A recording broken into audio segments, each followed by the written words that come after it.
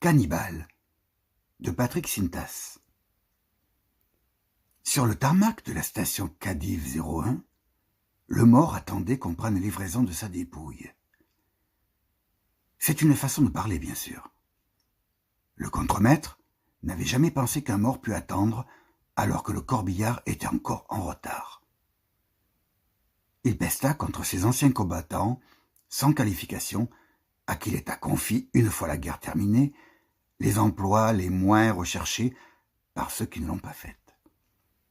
Mais c'était ainsi. Le travail était mal fait. C'était la seule règle. Prenez un travail, donnez-le à faire et il est mal fait. On ne sortait pas de ce processus. Et le contremaître y pensait tous les jours. Les cargos allaient, venaient de jour comme de nuit. On accumulait les erreurs de livraison, de trajet, de destination. On n'avait jamais vécu un tel bordel. Avant-guerre, on s'y retrouvait. C'était le bordel aussi, et même un gros bordel qu'on avait prétendu résoudre en déclarant la guerre. Mais on s'y retrouvait plus ou moins. Tandis que maintenant, qu'il n'était plus question de tuer, de piller, ni de violer, on ne retrouvait plus ces petits, et on ne faisait rien pour que ça change. Le mort commençait à sentir. Pas moyen ce matin de mettre la main sur une ampoule de ce satané sérum contre les asticots. Le contremaître avait téléphoné. Il s'était engueulé avec la directrice des ressources humaines. Il avait secoué toute son équipe jusqu'à la rendre inopérationnelle. Mais impossible de trouver une goutte de ce sérum. C'est une façon de parler. Une goutte n'aurait pas suffi. Et le mort pétait et rotait en agitant ses paupières. Il ne manquait plus qu'il tire la langue. Qu'est-ce qu'on se serait marré? Bref, si on ne faisait rien, on empestait le monde restreint du tarmac et le service d'hygiène se rappliquait avec des menaces de rapport au cul. Un des hommes proposa en riant de manger le mort.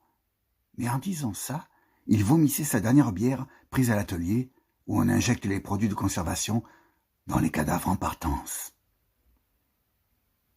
Le contremaître n'assistait pas à ces préparations. Il avait été un homme d'équipe dans sa jeunesse. Il était passé par ce baptême avant de trouver sa place définitive au sommet de la tour de contrôle. Maintenant, tout ce qu'il avait à faire, c'était de donner des ordres en beuglant dans le micro. En bas, les hommes s'agitaient autour du cadavre et le pilote prenait le chemin du buffet où on revenait en titubant. Il ne se plaignait pas si c'était mal fait, et ça l'était toujours. C'était le contremaître qui se plaignait. Il était connu comme le plus grand râleur de la station. Il y en avait d'autres, mais lui battait le pompon. Et il avait l'air heureux de ne plus avoir à injecter lui-même les produits, à condition d'avoir quelque chose à injecter. Et ce matin-là, tandis que ce crétin de Joris descendait des bières bien fraîches au comptoir du buffet, plus personne ne cherchait à se procurer de quoi remplir au moins une seringue. C'était la pénurie. Tout pourrissait. Et c'était comme ça qu'on allait finir, sans explication, sans joie, et bouffé de l'intérieur par l'espoir d'en avoir un jour de la chance. Mais on n'en avait pas. On ne savait pas avec quoi on jouait. On jouait, c'est tout. Et l'industrie fournissait assez d'exemples imaginaires pour qu'on n'ait pas à se casser la tête à en trouver soi-même. Voilà en quoi consistait le manque de chance. On le savait, mais c'était plus fort que nous. On regardait la télé sans pouvoir imaginer autre chose. Et merde!